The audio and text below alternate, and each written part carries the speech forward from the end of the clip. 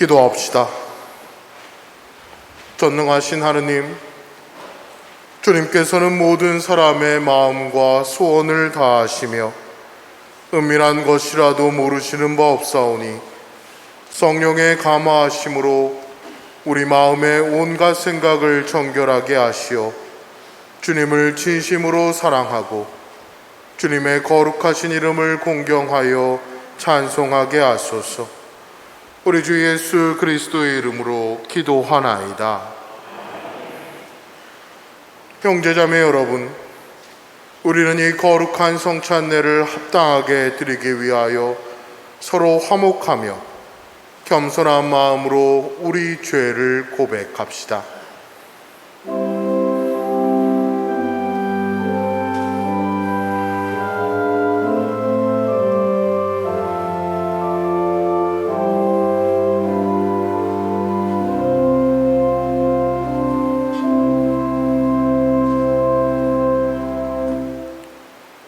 자비하신 하느님, 우리는 생각과 말과 행실로 주님과 이웃에게 죄를 지었으며 또한 자주의무를 소홀히 하였나이다.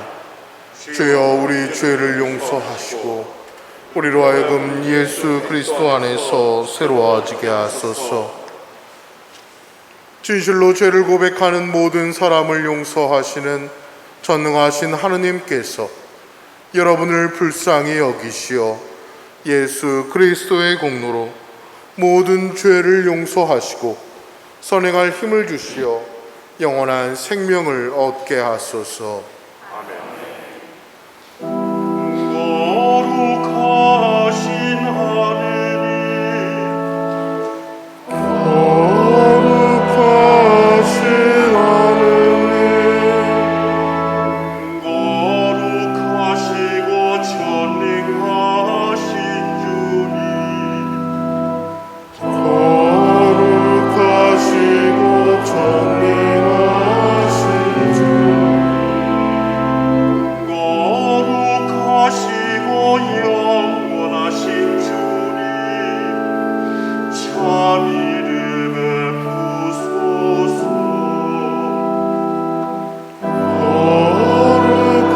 거룩하시고 영원하신 주님, 참 이름에 부소서.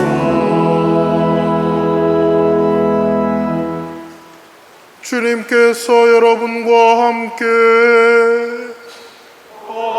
사지와 함께 하소서. 오늘은 우리 수원교회가 맥주 감사 주일로 봉헌하는 날입니다. 우리 교회력에 따르면 여러 가지 주님에 관련된 여러 가지 축일들이 있지만 특별히 우리가 감사를 위해서 드리는 절기가 있습니다. 바로 오늘이 맥주 감사 주일로 지키는 그날이기도 합니다. 우리가 올 한 해를 살아가면서 올 한 해의 절반을 보내는 이 시점에 우리의 첫 수확에 대해 하나님 앞에 감사드리고 또 지금까지 우리를 돌보시고 인도해 주신 하나님께 마음을 다해 주님을 사랑하고 주님께 감사하는 그 마음을 올려드리면서 또한 우리의 남은 올 한 해의 하반기의 삶까지도 주님께 맡겨드리는 이 예배를 주님께 봉헌하고자 합니다. 주님께서 우리와 함께 하시고 우리의 삶을 이끌어 주시기를 바라는 그 마음을 가지고 주님께 더 가까이 다가가는 우리 수원교회 모든 교우분들이 되시기를 기도하며 이 시간 주님께 함께 감사의 마음으로 함께 기도하겠습니다. 기도합시다. 전능하시고 은혜로우신 하느님, 계절에 따라 우리에게 땅의 소출을 주시니 감사하나이다. 비오니 우리의 삶이 어려울 때에는 변함없이 주님의 은혜를 신뢰하게 하시고 풍요로울 때에는 힘겨웠던 시절을 돌아보고 가난한 이들을 기억하게 하소서. 성부와 성령과 함께 한 분 하느님이신 우리 주 예수 그리스도의 이름으로 기도하나이다.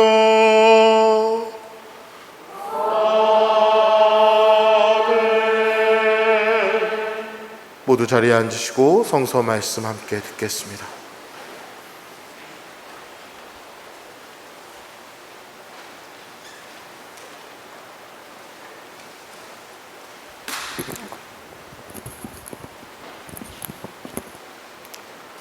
독서는 신명기 8장에서 1절에서 4절의 말씀입니다. 너희는 내가 오늘 명하는 모든 계명을 성심껏 지켜야 한다.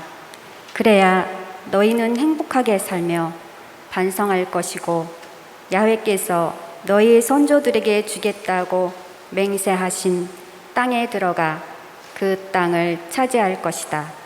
너희는 지난 40년간 광야에서 너희 하느님 야훼께서 어떻게 너희를 인도해 주셨던가 더듬어 생각해 보아라. 하느님께서 너희를 고생시킨 것은 너희가 당신의 계명을 지킬 것인지 아닌지 시련을 주어 시험해 보려고 하신 것이다.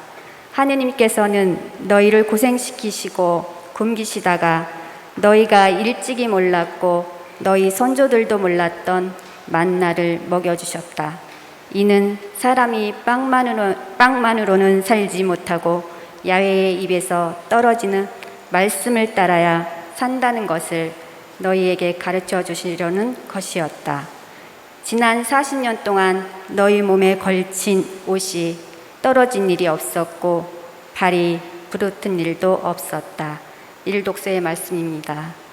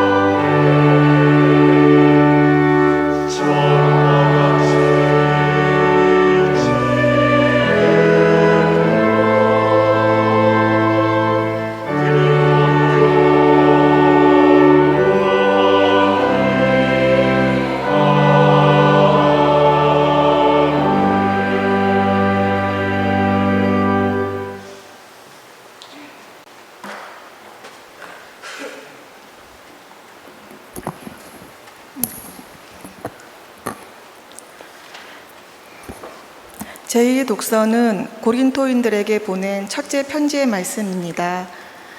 내가 인간의 여러 언어를 말하고 천사의 말까지 한다 하더라도 사랑이 없으면 나는 울리는 징과 요란한 꽹과리와 다를 것이 없습니다. 내가 하느님의 말씀을 받아 전할 수 있다 하더라도 온갖 신비를 환히 꿰뚫어 보고 모든 지식을 가졌다 하더라도 산을 옮길 만한 완전한 믿음을 가졌다 하더라도 사랑이 없으면 나는 아무것도 아닙니다. 내가 비록 모든 재산을 남에게 나누어 준다 하더라도 또 내가 남을 위하여 불 속에 뛰어든다 하더라도 사랑이 없으면 모두 아무 소용이 없습니다. 사랑은 오래 참습니다. 사랑은 친절합니다. 사랑은 시기하지 않습니다. 사랑은 자랑하지 않습니다. 사랑은 교만하지 않습니다. 사랑은 무례하지 않습니다. 사랑은 사욕을 품지 않습니다. 사랑은 성을 내지 않습니다. 사랑은 앙심을 품지 않습니다. 사랑은 불의를 보고 기뻐하지 아니하고 진리를 보고 기뻐합니다.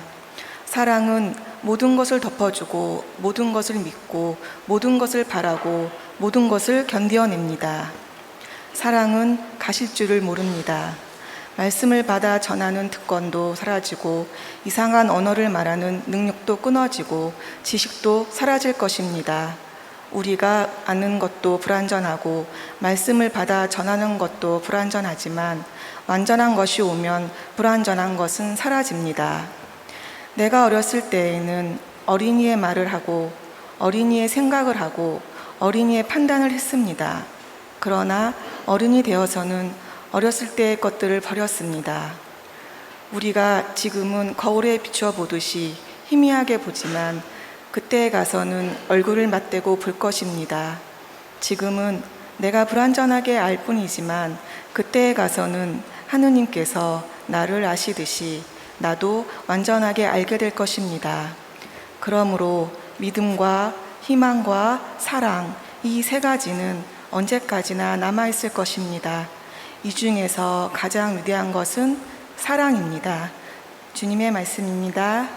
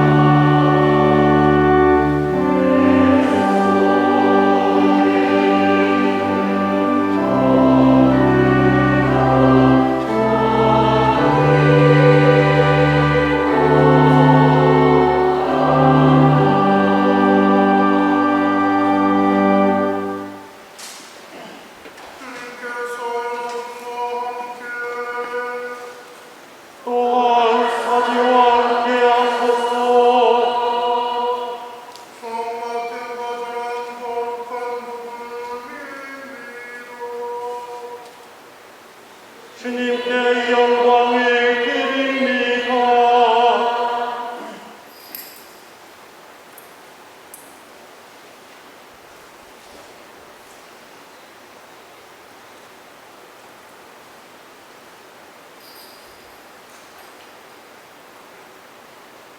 예수께서 사두가이파 사람들의 말문을 막아버리셨다는 소문을 듣고 바리사이파 사람들이 몰려왔다.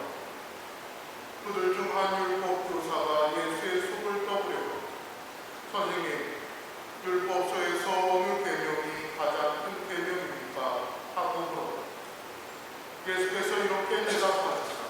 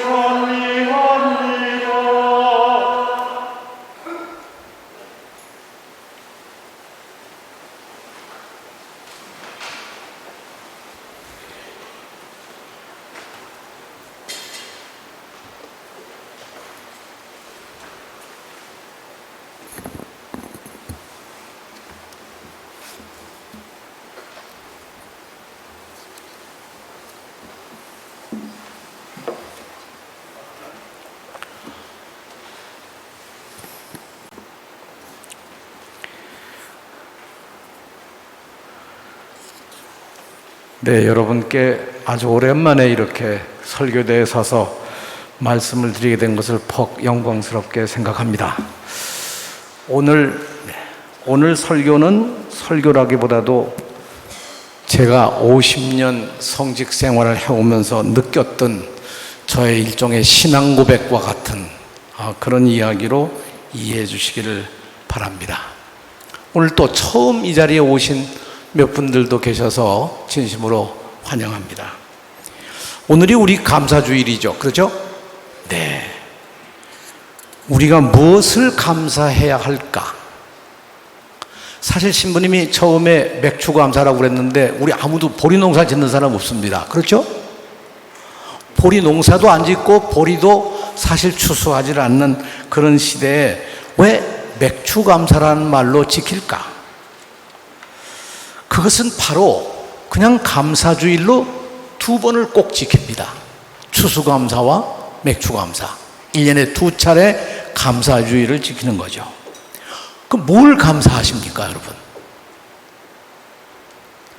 저는 오늘 우리가 감사하는 일은 바로 지금 이 자리에 앉아서 하나님을 찬양하고 그리고 우리 믿음을 함께 나누는 이 자리에 있다는 것, 그 자체가 엄청난 감사한 일입니다.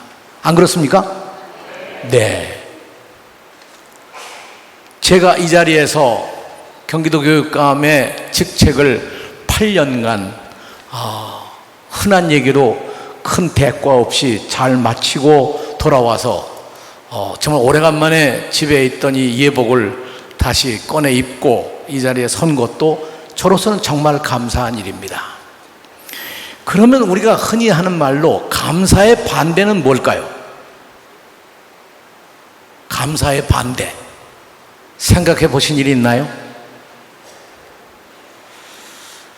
감사의 반대는 욕심입니다.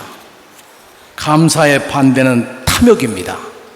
감사의 반대는 자신만을 위한 자기중심의 철저한 자기 집중입니다. 욕심이 있거나 탐욕이 있는 사람은 언제나 무언가 부족합니다. 그래서 욕심이 있는 사람은 감사할 수가 없습니다.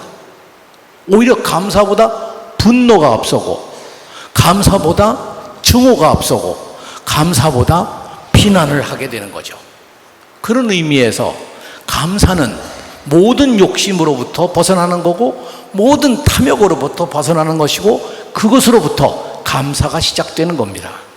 그런 의미에서 오늘 우리가 이 자리에서 감사드리는 것은 정말 당연한 일이죠. 저는 50년 전 1972년 2월에 부재 성직을 받고 그해 10월에 사제 성직을 받았습니다. 그러니까 금년이 꼭 만 50년이 되는 해입니다.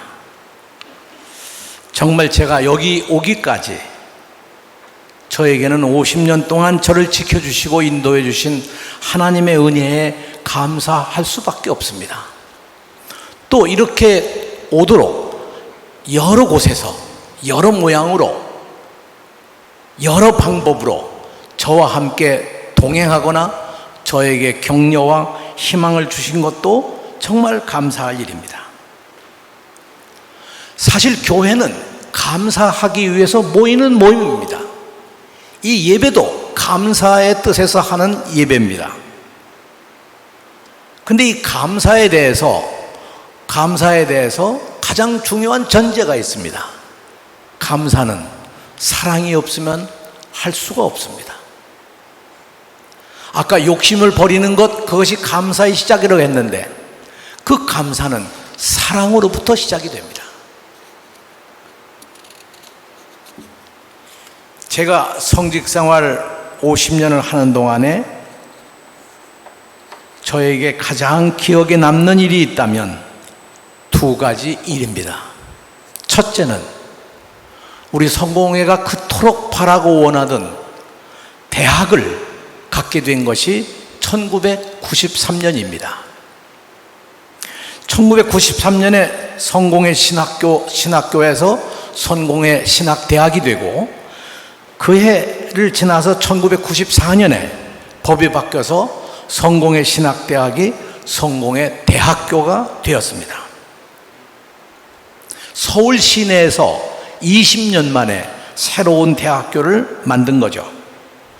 사실 성공회가 처음 선교를 시작하면서부터 특히 1950년대에 성공회도 대학을 가지자 하는 이야기들이 성공회 내에 아주 강하게 나왔었습니다. 그러나 우리는 대학을 만들지 못했습니다. 다른 모든 교파들이 신학대학을 가지고 있음에도 불구하고 우리 대한성공회는 그때까지 신학대학을 가지지 못했었죠. 그 대신에 우리는 성미카엘 신학원이라고 하는 우리 교단과 세계성공회가 인정한 신학교육기관이 있었지만 그 신학교육기관은 국가의 법에 의해서 인정받는 대학이 아니었기 때문에 국가가 인정하는 학위를 수여하지를 못했습니다. 사실 성직자가 된다는데 무슨 학위가 필요하겠습니까? 엄격히 얘기하면 믿음과 그야말로 성직자로서의 결단과 그 행동이 있으면 되겠죠. 그러나 우리는 대학을 가지지 못한 아픔이 그때까지 되었었습니다. 마침내 94년도에 성공회 대학교를 만들었습니다. 참 대단한 일입니다. 저는 사실 그 당시만 하더라도 우리 능력으로 대학을 만든다고 하는 것은 불가능하다고 생각했었습니다. 그리고 저는 1994년에 영예롭게도 성공회 대학교의 초대 총장이 됐습니다. 정말 엄청난 칭호입니다. 그때 제가 꿈꾼 것은 수많은 대학들 가운데 성공회라는 이름을 붙인 성공회 대학교가 왜 필요할까?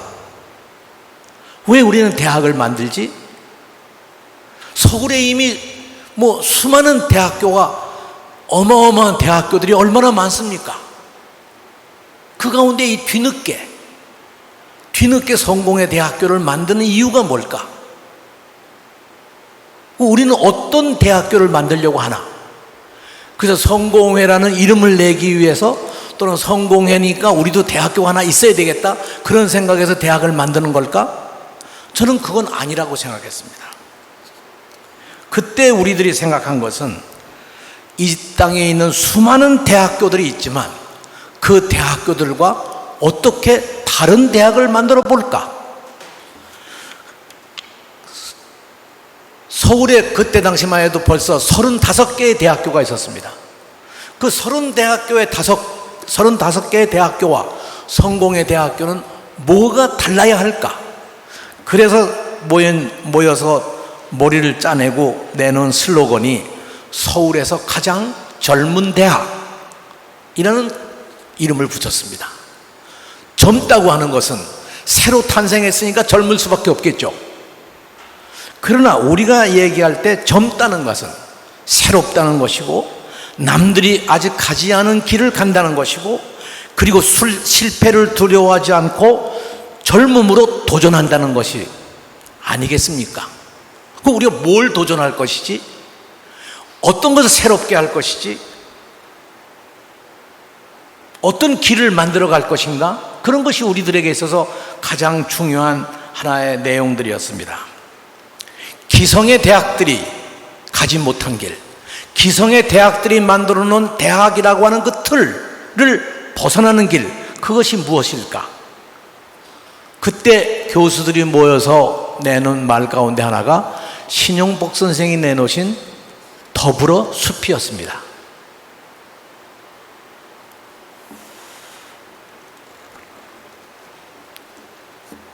더불어 숲 정신은 이렇게 말을 만들었습니다.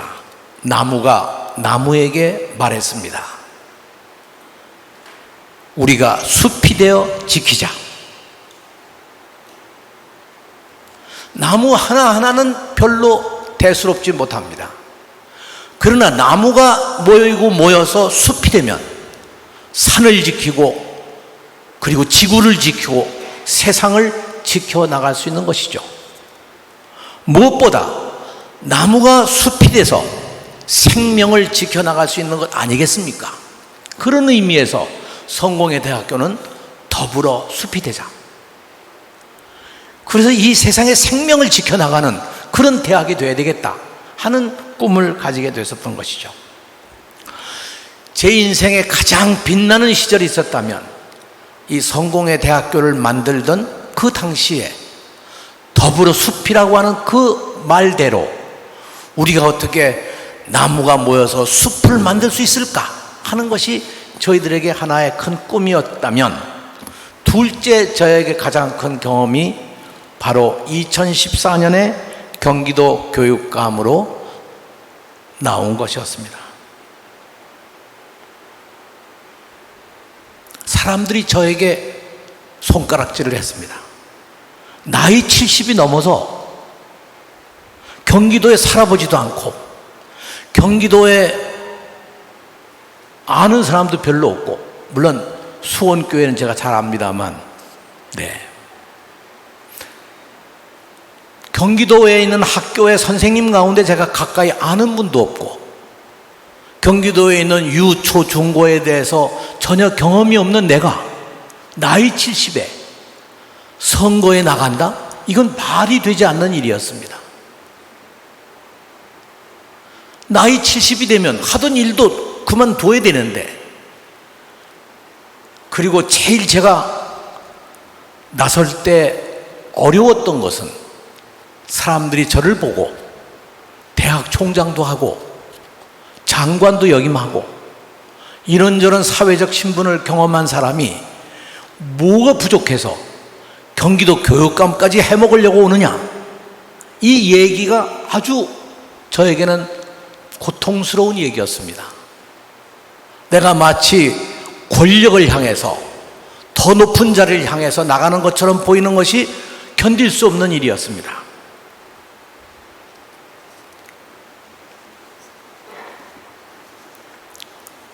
그러나 여러분 아시는 바와 같이 그 당시의 상황은 처참했습니다. 2014년 4월에 세월호 비극이 일어나서 단원고등학교 학생 250명이 수학여행길에 목숨을 잃었습니다. 이들을 지키던 선생님들 11분도 같이 목숨을 잃었습니다. 대한민국 교육 역사에 이와 같은 큰 비극이 없었습니다. 그런 비극적 상황에서 경기도 교육은 어디로 가야 할 거냐 하는 것이 우리들에게 과제였습니다. 그런 상황에서 사실은 이 경기도 교육은 위기의 상황이었고, 그 상황 속에서 어떻게 경기 교육이 새로운 길을 가야 하느냐는 것이 가장 큰 일이었습니다. 성직을 했던 사람이 더구나 선거에 나서서 한다는 것은 말할 수 없는 어려움이었습니다.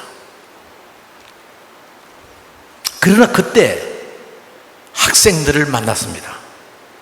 학생들의 이야기를 들어보자고 만났습니다. 그랬더니 학생들의 얘기가 아주 단순한 얘기였습니다. 아, 선생님, 우리도 좀 제발 잠 좀 자고 밥 좀 먹게 해주세요. 그거였습니다. 왜 우리 부모님은 9시에 출근하는데 우리는 왜 9시에 등교를 하면 안 됩니까? 아이들의 요구가 그런 것이었습니다. 우리도 좀 잠 좀 자고 밥 좀 먹고 가게 해주세요. 시험 좀 없애주세요. 너무 시험이 많아요. 그러니 시험이 없어야 좀 더 내가 살 수 있는 어떤 인간적 삶을 살지 않겠습니까? 지금 시험을 아주 없애자는 얘기가 아니라 좀 줄여달라, 그런 얘기였습니다. 얼마나 시험이 많은가 봤더니 매월 시험을 보더라고요.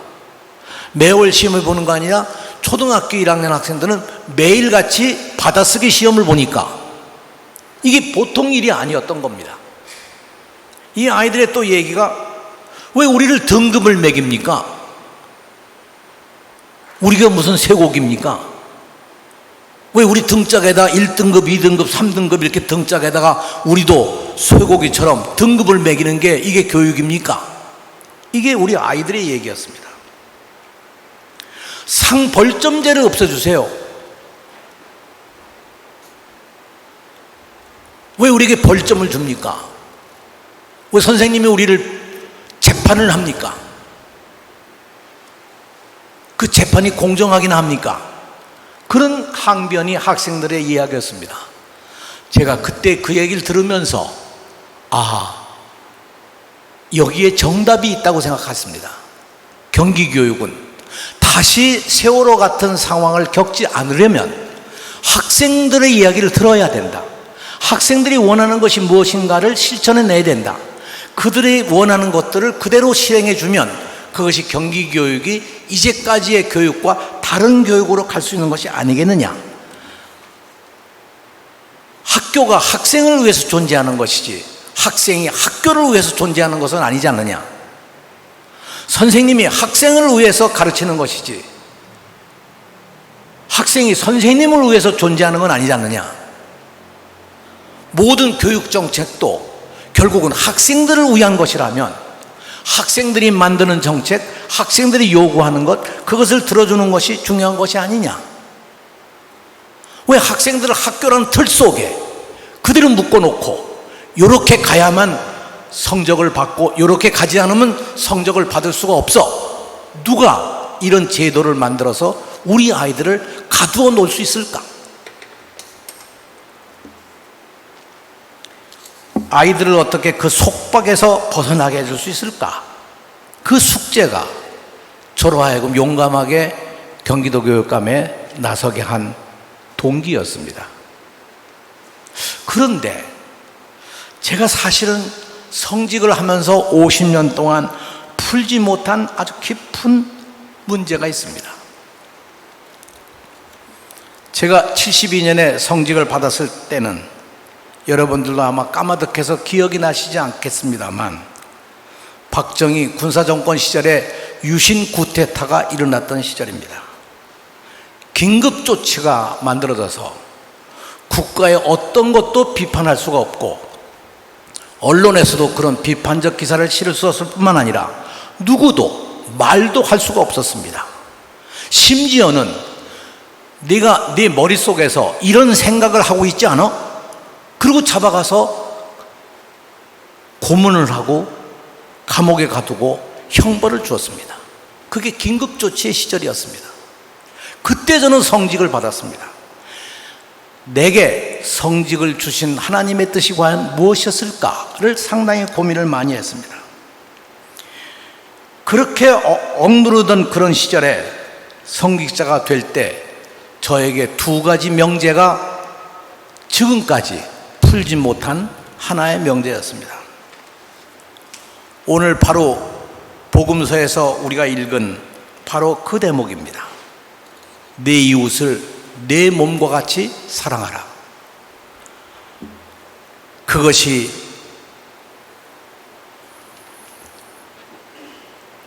마지막 계명이다, 이런 뜻이죠. 근데 여기 오늘 읽은 복음서에는 정확하게 이렇게 얘기되어 있습니다. 내 마음을 다하고 목숨을 다하고 뜻을 다하여 주님이신 너의 하나님을 사랑하라. 이것이 가장 크고 첫째가 는 계명이고, 내 이웃을 내 몸같이 사랑하라는 둘째 계명도 이에 못지않게 중요하다. 이 두 계명이 모든 율법과 예언서의 골자이다. 이 얘기 정말 너무 많이 들으셨죠, 그죠? 네, 우리 수녀원에서도 이 표제가 내 이웃을 내 몸과 같이 사랑하라 이겁니다. 우리는 설교를 이 말을 가지고 엄청나게 많이 들었습니다. 근데 저는 성직을 받으면서 제일 제 가슴에 문제가 됐던 것이 바로 이 점입니다. 어떻게 사랑하지? 어떻게 이 계명을 지키지? 계명은 지키지 않으면 안 되는 거거든요. 모든 사람들을 그야말로 내 이웃을 내 몸과 같이 사랑하라는 이 이야기를, 더구나 내 마음을 다하고 목숨을 다하고 뜻을 다해서 하나님을 사랑하라. 어떻게 사랑합니까? 여러분, 정말 여기 수십 년 기도 생활을 하시면서 수원교회 나오신 여러분 또는 다른 교회 나가신 분들에게도 내가 묻고 싶습니다. 여러분은 정말 마음을 다하고 목숨을 다하고 뜻을 다해서 주님이신 하나님을 사랑해 오셨습니까? 내 이웃을 정말 내 몸과 같이 사랑했습니까? 그런 적이 단 한 번이라도 있었나요? 저는 사실 그러질 못했습니다. 그런데 이 대목을 잘 보셔야만 합니다. 예수께서 이 말씀을 하실 때는 그 구체적으로 어떤 상황에서, 구체적으로 어떤 대상에게, 구체적으로 어떤 현상 속에서 질문에 답을 주신 것이 바로 이 대목입니다. 그냥 보편적으로 도덕경에 나오는 것처럼 인간은 이렇게 살아야 돼, 믿음은 이렇게 가져야 돼, 이런 얘기가 아닙니다. 구체적으로 사람들에게 얘기한 겁니다. 근데 오늘 복음서를 잘 보면 그게 누굽니까? 그게 율법학자들입니다. 오늘로 얘기하면 변호사, 검사, 판사, 그 율법학자들입니다. 율법학자들은 당시에 사람들을 심판하고 재단하는 것뿐만 아니라 심지어는 종교 재판을 통해서 사람들을 벌을 주었습니다. 그 벌 가운데 가장 극악스러운 벌이 십자가에 처형하는 벌입니다. 그런 걸 결정하던 사람들이 바로 율법학자들입니다. 오늘날로 얘기하면 검사입니다. 그 율법학자들에게 예수가 이 얘기를 합니다. 내 이웃을 내 몸같이 사랑하라. 그 사람들이 그 당시에 권세를 가지고 지배하고 있던 그 시대 상황 속에서 정말 너희들이 해야 할 일은 그 율법 속에서 신음하며 살고 있는 많은 사람들, 그 사람들을 내 이웃으로 생각하고 그 이웃들을 내 몸처럼 사랑하지 않으면 이 세상에 정의가 이루어질 수 없다는 것이죠. 이게 2000년 전 이스라엘에서 있었던 일입니다. 이 말은 누구에게나 다 주어지는 것이 아닙니다. 바로 율법학자들, 권세를 가진 사람들, 그 당시 통치자들, 그 당시 압제하던 사람들에게 내 마음을 다시 고치고 내 목숨을 다해서라도 하나님을 사랑한다고 하면, 왜 이런 얘기가 나왔냐면요, 바리사이파 사람들이나 율법학자들은 자기들이 가장 하나님을 사랑하는 사람이고 가장 하나님을 섬기고 가장 올바르게 하나님을 지키는 사람이라고 스스로 얘기를 하고 있었던 사람들입니다. 그래서 예수께서 이 말씀을 하신 겁니다. 정말 너희들이 하나님을 사랑한다면 네 마음을 다하고 목숨을 다하고 뜻을 다해서 하나님을 사랑해봐라. 그런데 정말 하나님을 사랑한다면 하나님이 어디 계세요? 보이지 않는데, 만질 수도 없는데, 만나볼 수도 없는데 어떻게 사랑해요? 그러니까 그 다음 얘기가 바로 이 얘기입니다. 내 이웃을 내 몸과 같이 사랑하는 것, 그것이 하나님을 사랑하는 거다. 근데 너는 내 이웃을 버리지 않았느냐? 너는 내 백성들을 잡아다가 형벌을 주고 있지 않느냐? 너희들은 잘 먹고 잘 살면서 실제로 이 세상 속에서 그 법에 의해서 보호받아야 될 수많은 사람들을 너희들은 오히려 그 사람들을 가두고 벌을 주고 있지 않느냐? 그러면 결국 이웃이라는 게 뭔가요? 이웃은 가장 중요한 것이 하나님입니다. 그러나 그 하나님을 예수께서는 어떻게 얘기하고 계신가요? 이 복음서에서 그 하나님이 바로 내 이웃이라는 얘기죠. 그 이웃은 바로 내 옆에 있는 사람입니다.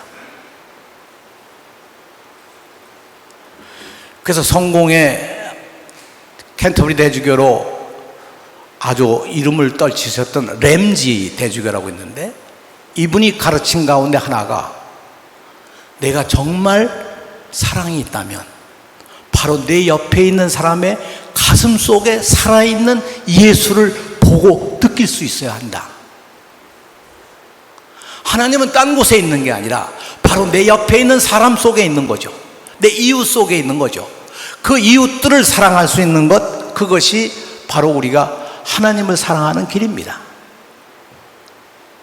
근데 이웃을 사랑하지 못하면서 어떻게 하나님을 사랑하겠습니까? 바리사이파 사람들과 율법학자들에게 바로 이 이야기를 한 가장 중요한 것은 너희가 아무리 율법을 지킨다고 하고 아무리 예언서를 잘 안다고 하더라도 결국 너희들은 지금 진실된 사랑과 믿음이 아니라고 하는 것을 이야기하고 있는 것이죠. 그래서 오늘 바로 이 고린도전서 13장에 유명한 그 결혼식 때마다 우리가 흔히 읽는 그 서신이죠. 바울 사도가 내놓은 이 글도, 이 이야기도 결국 율법학자들에게 한 얘기입니다. 그 당시 통치자들에게 한 얘기입니다. 너희가 아무리 인간의 여러 가지 말로 말하고 천사의 말까지 한다 하더라도 사랑이 없으면 그건 울리는 징과 요란한 꽹과리와 다름이 없다. 너희들이 아무리 하나님의 말씀을 잘 알고 그것을 전달한다 하더라도 사랑이 없으면 그것은 의미가 없다. 너희가 아무리 지식을 갖고 아무리 신비롭게 살아가고 있고 아무리 산을 옮길 만한 그런 엄청난 믿음을 갖고 있다 하더라도 사랑이 없으면 너희는 아무것도 아니야. 그게 오늘 사도 바울의 이야기입니다. 바로 이 말도 율법학자들과 바리사이파 사람들에게 하신 말씀입니다. 그러면서 결과적으로 결론을 내는 것은 뭐냐 하면 다른 것이 아니죠. 사랑은 불의를 보고 기뻐하지 아니하고 진리를 보고 기뻐해야 한다. 저는 사실 지난 50년 동안 성직을 해오면서 지금 얘기한 이 대목들이 저에게 늘 하나의 큰 가시와 같은 것이었습니다. 어떻게 이웃을 사랑할 수 있을까? 나는 정말 하나님을 사랑하고 있는 것인가?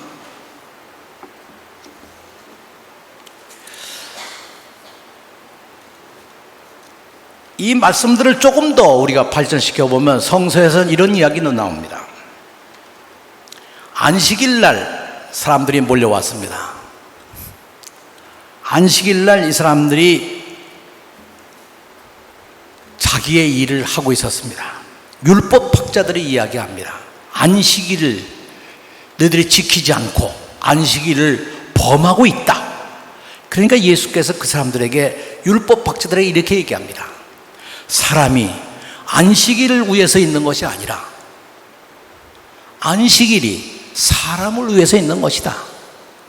다시 말하면 정말 이 세상을 쉴 수도 없고 예배도 볼 수 없고 어려움 속에 있는 그 사람들에게 안식일을 주는 그것이 안식일법입니다. 정말 안식이 필요한 사람들에게 안식을 할 수 있도록 만든 그 법이 안식일법인 거죠.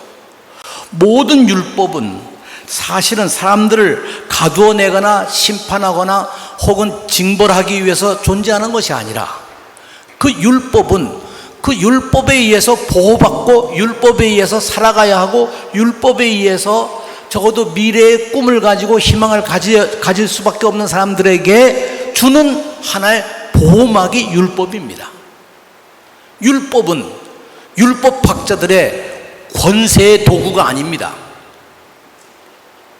마치 오늘날 모든 법이 검사들이 휘두르는 큰 칼과 같은 그런 것이 아니라 지금 법은 우리나라 시민들이 국민들이 누구나가 다 누리고 살아야 할 권리를 지켜주는 것이 법입니다.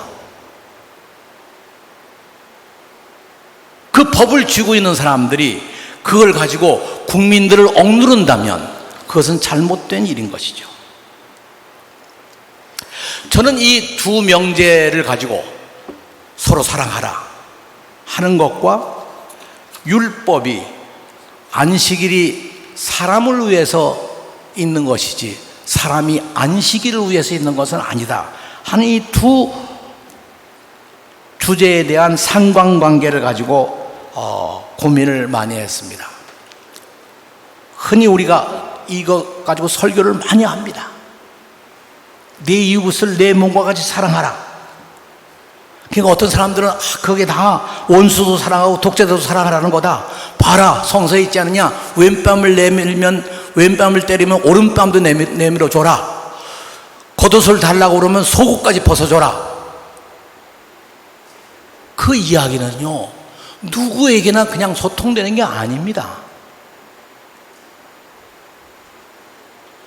정말 이 세상에 억울한 사람이 있다고 하면 그 사람하고 같이 하려면 내가 만일 오른뺨을 맞더라도 왼뺨을 내밀 수 있어야 한다는 얘기가 되는 것이죠. 내 몸과 같이 사랑하라는 이 말은 사실 어떤 면으로 보면 이 사회에서 불가능한 일입니다. 어느 권력이, 어느 정치 권력이 하나님을 사랑했습니까? 어느 정치 권력이 이웃을 사랑하는 것처럼 사랑해 왔습니까? 법을 지켜야 한다. 악법도 법이다. 그러니 법을 지켜야 된다. 그러니 긴급조치도 지켜야 된다. 그래서 국민은 국가가 내놓은 그 틀에 충성하고 국민은 법과 국가의 존엄을 위해 존재하는 것이다. 그것이 이제까지의 권력자들의 이야기였습니다. 이것이 과거 율법학자들의 주장이고 바리사이파 사람들의 주장이었습니다. 그러나 생각해 보십시오. 국민이 없으면 국가가 존재할 수 있습니까?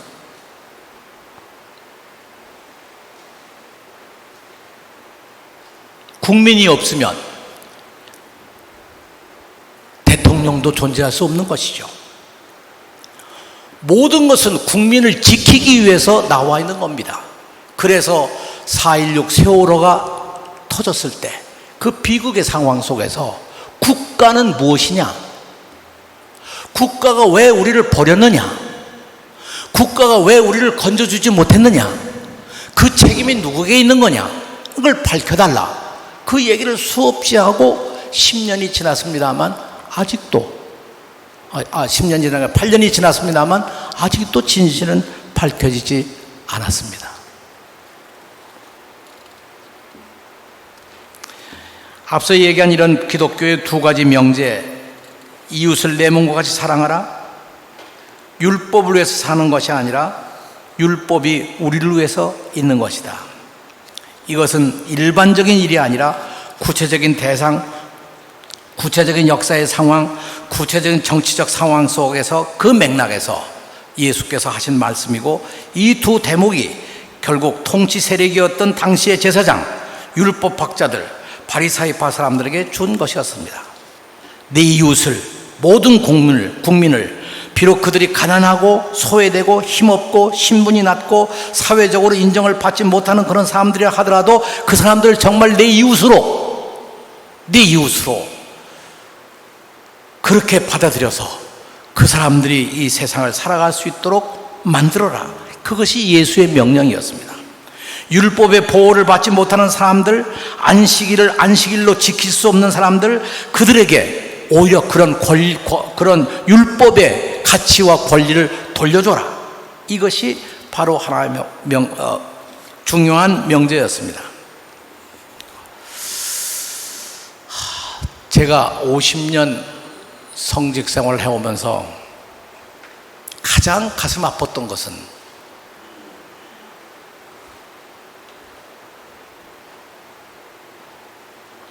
저를 보고 빨갱이라고 욕하는 사람들이었습니다.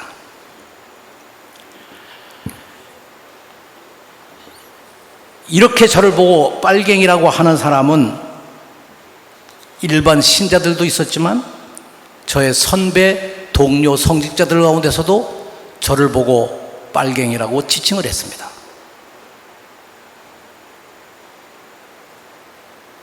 저보고 왜 너는 정치를 하느냐? 왜 성직을 버렸느냐? 그렇게 얘기하는 사람도 있었습니다. 심지어 느닷없이 왜 경기도 교육감이 나서느냐? 경기도 아무 상관도 없으면서. 이렇게 비판하는 사람들도 있었습니다. 저는 50년 동안 성직자로서의 저의 신분과 책임을 저버린 적이 없습니다. 성직에 오히려 더 충실하려고 노력했습니다. 예수의 가르침을 이 현장에서 그대로 실천해 보려고 노력을 했습니다. 그것이 때로는 반정부 인사라고 하는 것으로 중앙정보부에서 감시를 받고 중앙정보부로부터 여러 아픔도 당했습니다. 심한 고문도 이겨냈어야 했습니다. 감옥에 가는 것을 두려워하지 않고 맞서기가 쉽지 않았었습니다.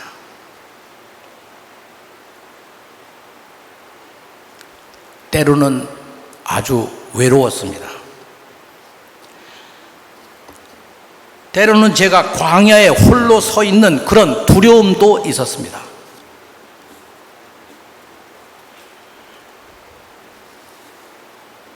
그러나 제가 추구했던 가장 중요한 것은 결국 국가 권력이 변하지 않으면, 다시 말해서 예수를 잡아 죽일 때 했던 헤로데의 그 세력들이 물러나지 않으면, 세상이 바뀌지 않으면 그 세상에 평화가 올 수가 없는 것처럼, 결국 이 세상이 변화되지 않으면, 다시 말해서 우리가 살고 있는 이 세상이 예수께서 바라보았던 하나님의 나라와 같이 변화되지 않으면 우리 이웃들은 영원히 고통 속에 있을 것이고, 우리 이웃들은 절망하지 않을 수 없을 겁니다. 국가에 법이 있으면 뭐합니까? 법이 지켜주질 않는데요. 오히려 그 법을 가지고 검사들이 또 혹독한 죄를 묻고 있는데, 그 법이 오직 통치자를 위해서, 권력을 유지하기 위해서 그렇게 사용되고 있는데, 힘없는 이웃이 뭐라고 법에 대해서 저항을 할 수 있겠습니까? 그렇다면 어떻게 이 세상을, 이웃을 사랑할 수 있는 그런 세상, 그런 아름다운 세상으로 만들어낼 수가 있을까 하는 것이 바로 우리들에게 주어져 있는 책임입니다. 그게 사랑입니다. 그 사랑을 느끼고, 그리고 결심하고 실천하기 위해서 우리는 교회에 나옵니다. 교회에 나온다고 하는 것은 결국 우리가 하나님의 은총 속에서, 하나님의 은총과 하나님의 도우심이 없으면 이 세상을 살아갈 수 없기 때문입니다.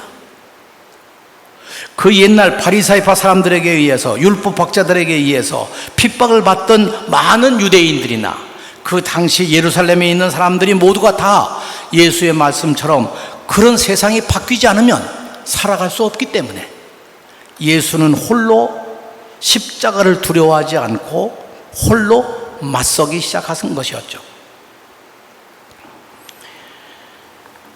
국가와 법을 내세워서 그 법에 종속시키려고 하는 일방적인 권세는 이 세상에서 사라져야 합니다. 그 길이 바로 우리 모두가 다, 우리 이웃이 모두가 다 서로 사랑할 수 있는 길입니다. 저는 이제 현직을 지난 6월 말로 떠났습니다. 제가 성직을 받을 때부터 지금까지 때로는 노숙자들을 위해서, 때로는 우리 학생들을 위해서, 때로는 이 세상 속에 빼앗긴 인권들을 되찾아주기 위해서, 때로는 가난하고 힘없는 사람들에게 희망을 주기 위해서, 때로는 학생들의 갈 길을 열어주기 위해서, 어쩌면 무시당하는 학생들의 소리를 들으면서 그들을 존중하기 위해서, 결론적으로 말씀드린다면 진리에 기뻐하기 위해서 오늘까지 왔습니다. 앞으로도 그렇게 그 길을 갈 것입니다. 그 믿음을 지키는 것, 그것이 제가 할 수 있는 일이라고 생각합니다. 그러나 이것은 혼자 할 수 있는 일이 아닙니다. 그래서 교회가 필요합니다. 때로 격려를 하고 때로 동반자가 되고 때로 함께 하면서, 그리고 힘이 없으면 하나님에게 힘을 구하고, 능력이 없으면 성령에게 도움을 청하고, 그러고도 모자르면 우리가 어디 가서 더 기도도 열심히 하고, 그러면서 교회가 필요한 것이죠. 그래서 우리는 이 교회에서 정말 배우고 우리가 실천해야 할 일이 있다면, 그야말로 이 세상 권세에 의해서 핍박받는 그 불쌍한 이웃들을, 내 몸과 같이 그들을 사랑해주는 일을 먼저 하는 것, 그것이 이 세상에 보여주는 교회의 책임입니다.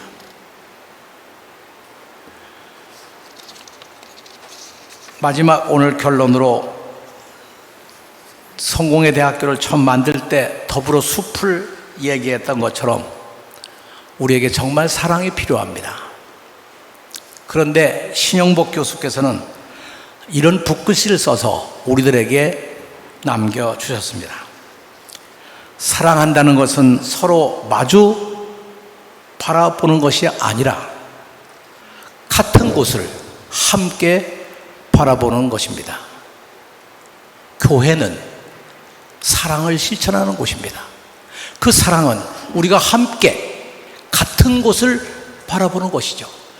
그 우리가 함께 바라보는 같은 곳, 그것이 이 세상에 이루어져야 할 모든 우리의 이웃들이 사랑을 받고 살아갈 수 있는 그런 세상, 하나님의 나라가 될 때까지 그곳을 향해서 함께 바라보는 것, 그것이 우리의 가야 할 길이라고 생각합니다.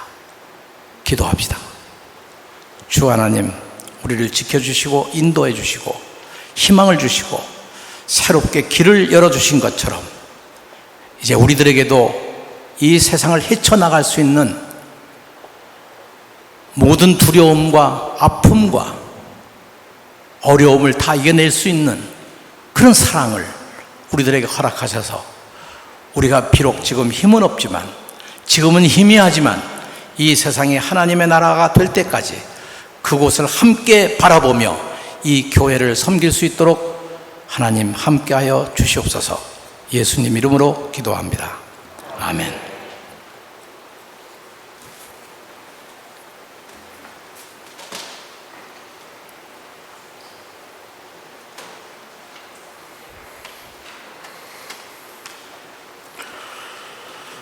사도신경으로 우리의 신앙을 함께 고백하겠습니다.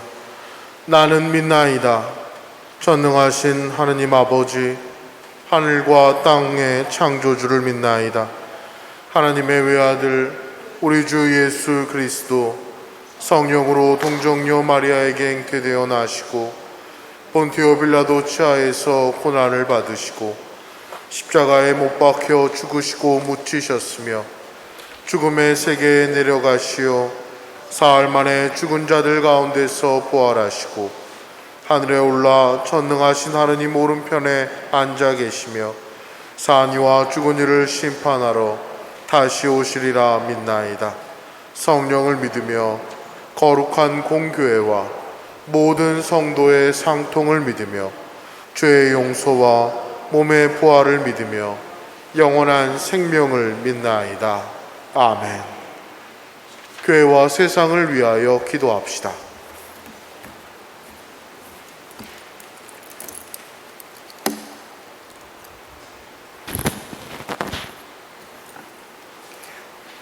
교회를 위하여 기도합시다. 올 상반기 동안 우리 교회와 교우들의 삶을 인도하시고 첫 수확을 거두게 해주신 하나님께 감사드리며 남은 한 해를 주님께 맡겨드리는 우리 모두가 되기를 위하여 기도합시다. 주여, 진리와 일치의 은총으로 항상 온 교회를 감화하시어 모든 성직자, 특별히 우리 주교 이 베드로와 모든 교인들이 서로 화목하며 합심하여 세상에 복음을 전함으로써 주님의 영광을 나타나게 하소서. 주여, 우리의 기도를 들어주소서. 세상의 정의와 평화를 위하여 기도합시다. 세상의 모든 분쟁과 갈등이 해소되어 주님이 주시는 평화가 세상에 충만하기를 기도합시다. 특별히 우크라이나 난민을 우리의 이웃으로 생각하고 사랑으로 교감하며 희망을 주는 교회 공동체가 되기를 위하여 기도합시다. 주여, 이 세상에 평화를 주시고 특별히 우리나라 지도자들을 인도하시어 악행과 악습을 막으시고 진리와 정의를 지켜주소서. 주여 우리의 기도를 들어주소서. 가난한 사람들과 병든 이들과 어려움을 당한 모든 사람들을 위하여 기도합시다. 몸과 육신의 아픔과 삶의 어려움 가운데 있는 모든 교우들에게 주님의 위로와 치유의 은총이 임하시기를 위하여 기도합시다. 주여, 이 변함하는 세상에서 모든 근심하는 사람들과 병든 사람들을 위로하시고 건져주소서. 주여 우리의 기도를 들어주소서. 팔달지구 전도 사역을 통해 우리 교회의 모든 교우들이 생명을 살리는 하나님의 사역에 함께 동참하는 교회가 되기를 위하여 기도합시다. 주여, 우리의 소원을 살피시고 주님의 뜻대로 이루게 하소서. 주여 우리의 기도를 들어주소서. 별세한 이들을 위하여 기도합시다. 주여, 부활을 기다리는 모든 별세한 이들이 영원한 생명을 누리게 하소서. 주여 우리의 기도를 들어주소서. 전능하신 하느님, 우리들이 예수 그리스도의 이름으로 간절히 기도하나이다. 아멘. 다 함께 일어나셔서 평화의 인사 함께 나눕니다. 우리는 다 함께 그리스도의 몸을 이루고 있으며 각 사람은 그 지체입니다. 그리스도께서는 자신을 희생하여 평화를 이룩하셨으니 우리는 하느님 안에서 하나가 됩시다. 주님의 평화가 여러분과 함께 서로 평화의 축복을 나눕시다. 주님의 평화를 빕니다.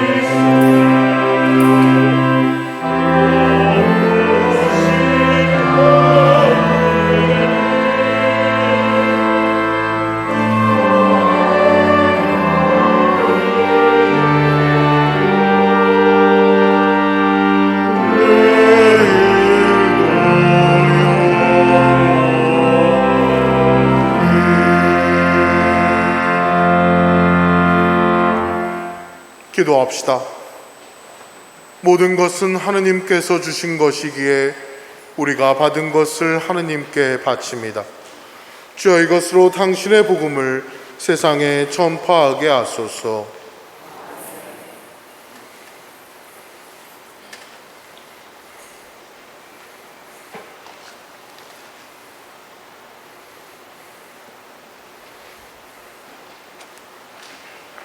주님께서 여러분과 함께 또한 사제와 함께 하소서. 마음을 드높이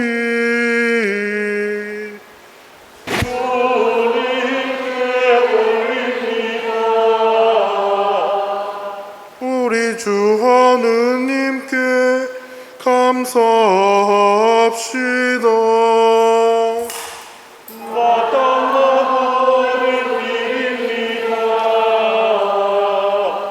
전능하신 하느님, 우리 주 예수 그리스도를 통하여 아버지께 언제 어디서나 감사와 찬양을 드림은 참으로 옳은 일이며 우리의 기쁨입니다. 참다운 사제이신 예수 그리스도께서는 하늘에서 내려온 빵과 구원의 잔을 생명의 양식으로 우리를 먹이시고 천상의 잔치를 더욱 갈망하게 하시나이다. 그러므로 우리는 하늘의 모든 천사와 성도들과 함께 주님의 거룩하고 영광스러운 이름을 소리 높여 찬양하나이다.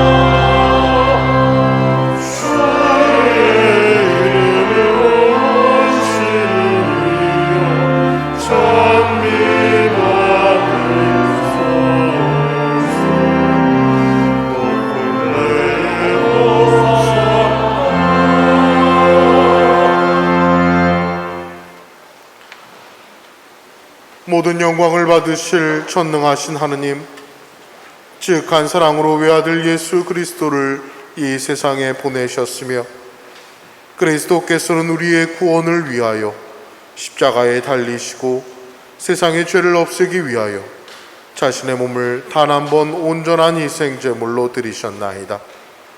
또한 그 고귀한 죽음을 기념하도록 성찬의 제사를 세우시고 다시 오실 때까지 이를 행하라 하셨나이다. 자비하신 하느님, 이제 우리의 기도를 들으시고 이 빵과 포도주를 성령으로 거룩하게 하시어 우리를 위하여 주 예수께서 말씀하신 구원의 신비가 이루어지게 하소서. 그리스도께서는 순환하시기 전날 밤에 빵을 들어 감사의 기도를 드리신 다음 빵을 떼시고 제자들에게 나누어 주시며 말씀하셨나이다. 받아 먹어라. 이것은 너희를 위하여 주는 내 몸이니 나를 기억하여 이 예를 행하라.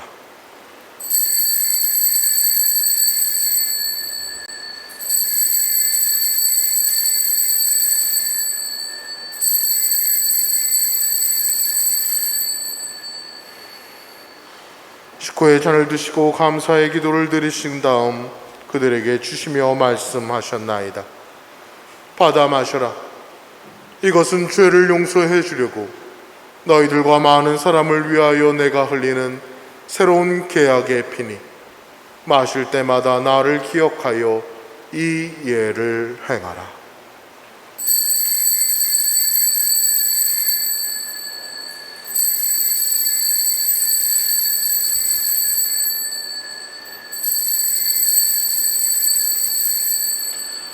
우리는 신앙의 신비를 선포합니다.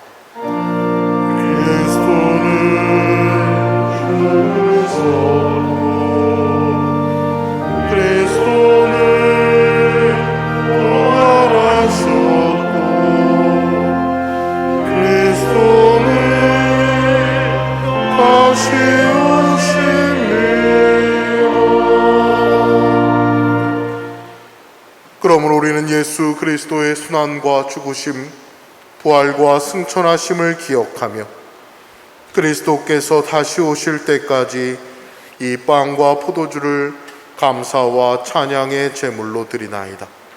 간절히 구하오니 정성을 다해 드리는 우리의 감사제를 받으시고 온 세상의 교회가 예수 그리스도의 순환과 죽으심으로 이루신 구원의 은총을 얻게 하소서. 또한 이 생명의 빵과 구원의 잔을 받는 모든 이에게 성령을 내리시어 하늘의 축복을 나누게 하시고 자신의 몸과 영혼을 하느님께 드리어 합당한 산 제물이 되며 예수 그리스도와 한 몸이 되게 하소서. 전능하신 하느님은 그리스도를 통하여 그리스도와 함께 그리스도 안에서 성령과 하나 되어 온갖 영예와 영광을 영원토록 받으시나이다.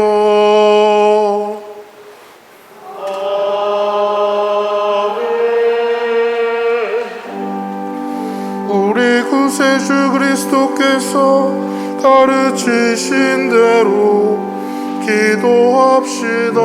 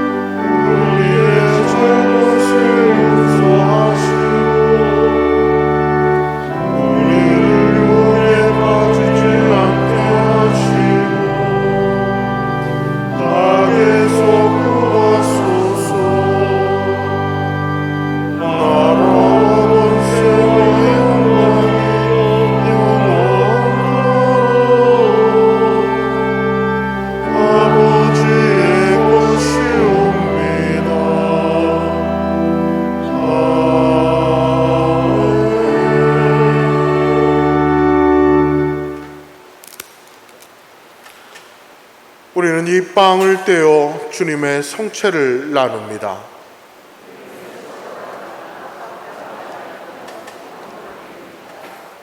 오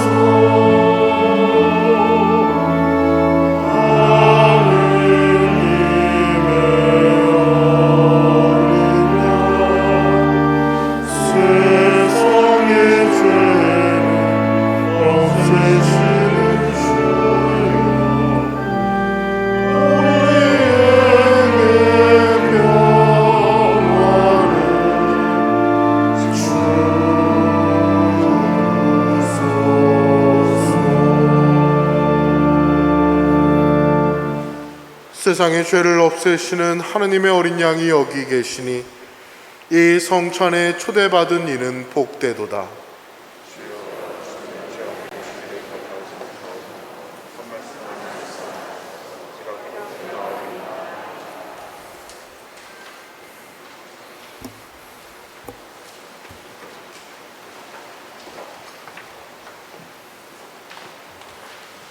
그리스도의 성취와 부여로 나를 지키시 영생에 이르게 하소서.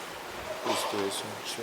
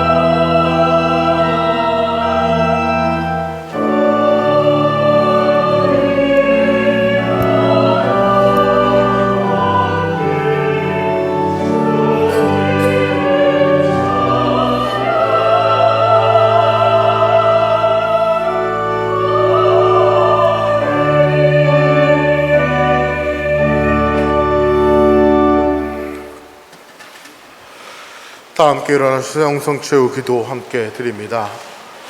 주보 가운데 있는 영성체육기도 한 목소리로 함께 기도합니다. 기도합시다.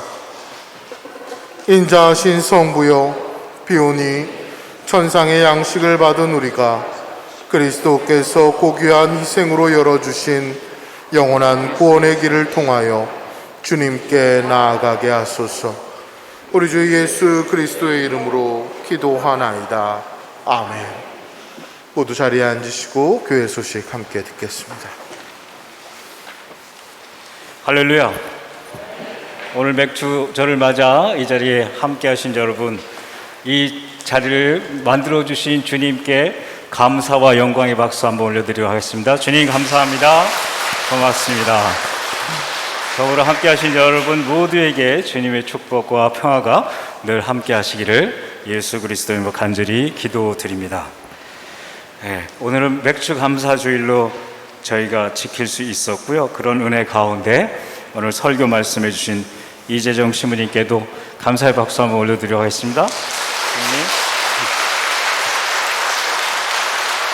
감사드립니다. 모니커의 일일 수련회가 엊그저께 있었습니다. 아주 교회 전체적인 카톡방을 통해서 보셨듯이 화기애애하고도 알찬 그런 수련회였음을 기억하고 수고해 주신 분들, 후원해 주신 분들께 감사드립니다. 8달 6구역 전도 사역이 진행되고 있음을 알고 계시죠? 이번 주 돌아오는 토요일 날 또 진행이 될 일요일 날 될 예정이고요. 우리가 지난번에 8구역 했듯이 6구역에도 많은 분들이 같이 참석해 주셔서 은혜의 시간을 가졌으면 좋겠습니다. 남부경북 성직자 모임을 위해서 또 떼제 기도 모임을 위해서 준비하는 분들을 위해서 기도해 주시면 대단히 감사하겠습니다. 더불어 교회 학교 연합 캠프도 23일 토요일에 있음을 기억하시고 함께 해주시면 고맙겠습니다. 세실대학 5기 신입생 모집과 관련해서도 기도하시는 가운데 함께 하시면 대단히 감사드리겠습니다. 오늘 모처럼 오신 몇 분들 좀 소개를 해드리도록 하겠습니다. 오늘 공경자 마리아 어머니께서 며느님과 같이 함께 하셨어요. 잠깐 일어나시겠습니까? 마리아 어머님, 네, 반갑습니다. 환영합니다. 그리고 우리 김평자 대레사 어머님은 2부 때 잘 보시는데 오늘 그래도 3부에 오셔서 잠깐 인사드릴까요? 김평자 대레사 어머님, 잠시 일어나시면 네, 환영합니다. 반갑습니다. 네, 감사합니다. 더불어 쑥스러우시긴 하겠지만 손자영 또르티아 자매님도 소개를 좀 해드리겠습니다. 이런저런 사정으로 못 왔었는데 반갑습니다. 환영합니다. 네. 서범석 디도 형제가 우리 교회 보물인 거 잘 알고 계시죠? 열심히 활동하고 있는데 오늘은 특별히 그 어머님 김인숙 어머님께서 같이 함께 하셨습니다. 환영합니다. 저 뒤에 계신데요. 네, 반갑습니다. 고맙습니다. 네. 더불어 안토니오, 버나드, 안도균이죠? 죄송합니다. 안도균 버나드 군이 말년 휴가를 나왔어요. 근데 말년 휴가가 장장 며칠이냐면 48일인가요? 거의 50일에 가깝다. 왜냐하면 그동안 못 나온 거 다 몰아서 나오고 아마 48일 지난 후에 한 2, 3일 동안은 가서 훈련하고 조금만 하고 나올 것 같습니다. 잠깐 일어나겠습니까? 네, 수고했습니다. 반갑습니다. 네. 더불어 이 자리에는 없습니다만 신진수 도미니크 우리 신주호 잠깐 나갔군요. 어쨌든 그 도미니크 우리 형제를 위해서도 군 제대했다는 거 기억하시고 잘 기도해 주시면 고맙겠습니다. 저는 아들이 없어서 도균이가 벌써 뭐 이런 생각을 하게 되는데 당사자들은 전혀 그렇지 않아서 저는 벌써보다 와 오래 했다라고 그런 마음을 가지고 다시 한번 축하드리고요. 도미니크의 우리 청년에게도 수고했다고 말씀드립니다. 더불어 그 교회 전체적인 카톡방에 공지해드렸습니다만 제가 어제 가보지 못했는데요. 프랑스로부터 잘 알고 계시다시피 10년 전에 외교장각 의궤 반환이 있었습니다. 그와 관련해서 10주년 기념으로 어제 의궤 니마라고 하는 주제를 가지고 오페라 갈라 콘서트가 있었는데 그 지휘를 우리 박태영 지휘자님께서 하셨어요. 수고하셨다고. 지휘자님 어디 계시죠? 수고하셨습니다. 네, 저 뒤에 계신데 수고하셨습니다. 네.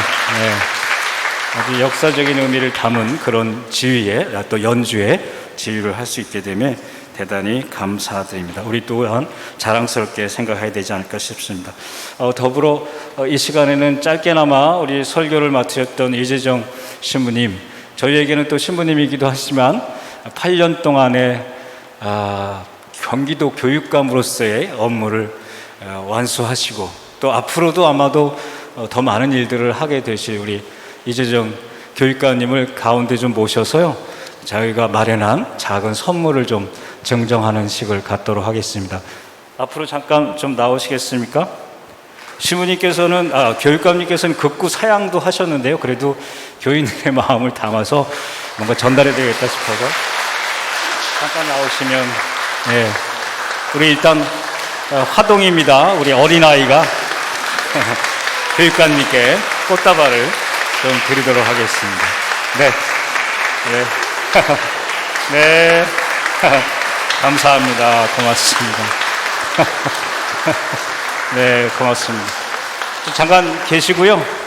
우리 교인들의 마음을 또한 담아서 우리 잘 알고 계시는 우리 국전 작가이신 윤경숙 세실리아 자매가 나오셔서 신부님을 위해서 또 교육감님을 위해서 작품을 하나 작성을 했습니다. 그 교인들의 마음을 담은 작품입니다. 그래서 잠깐 받아주시고요. 감사드립니다.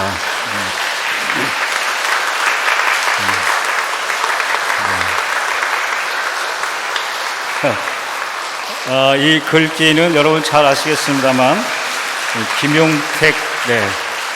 김용택 시인의 짧은 해라고 하는 곳에 있는 당신이 이 세상 어딘가에 있기에 세상은 아름답습니다 라고 합니다. 사제장님 잠깐 나오시겠습니까? 교회에서 또 조그만 저희가 화분을 준비했는데요, 그 화분을 증정하는 것을 사제장님, 사제장님 나오셔서 해주시면 고맙겠습니다.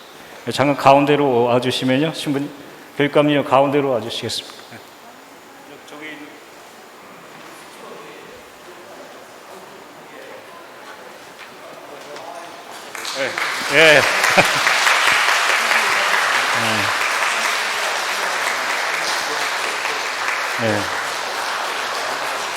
나무 이름은 황칠나무, 일명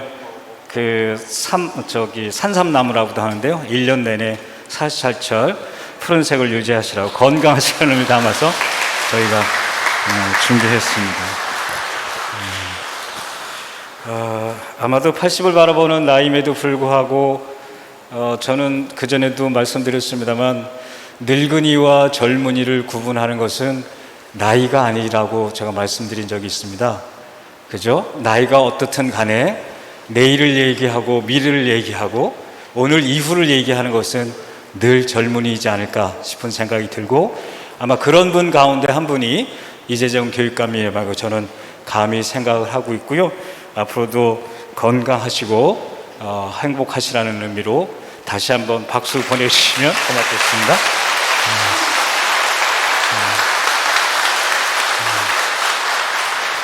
끝나고 아마 기념사진을 좀 찍으시면 좋을 것 같고요. 그 다음에 여기 오신 분들 가운데 우리 이재정 교육관님을 위해서 같이 이 자리에 함께 하신 분들이 옆에 계시죠. 일일이 다 소개는 못 시켜드리고 옆에 분들 보시면서 잘 오셨습니다, 반갑습니다 라고 하는 환영의 박수 한번 보내주시겠습니까? 잘 오셨습니다, 반갑습니다, 잘 오셨습니다. 네, 고맙습니다. 오늘 함께하는 시간이 귀한 시간이었고 주님께서 함께 했음에 감사드리면서 광고를 마치도록 하겠습니다. 고맙습니다. 죄송합니다. 하나만 더 말씀드리면 죄송합니다. 이재정 교육관님께서 저기 감사합니다라고 하는 거에 나와 있는 것처럼 교회 2점의 작품을 기증해 주셨어요. 아마도 오늘 보신 분도 있겠습니다. 2층에 들어오는 입구에 최후의 만찬의 그림이 실크로 들어있는 그림을 보셨을 겁니다. 그거 하나를 기증해 주셨고요. 또 보진 못하겠습니다만 나중에 안식의 집 입구에다가 놓을 아주 성화가 마련되어 있어서 너무 감사드린다는 마음도 나중에 전해주시면 대단히 감사하겠습니다. 고맙습니다. 다 함께 나와주셔서 축복기도와 파송으로 마치도록 하겠습니다. 주님께서 여러분과 함께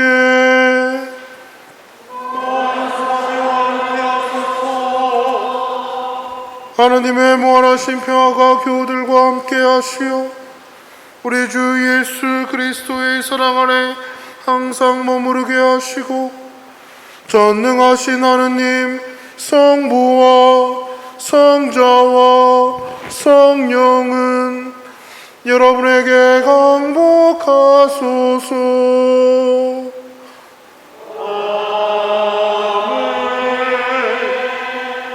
나가서 주님의 복음을 전합시다.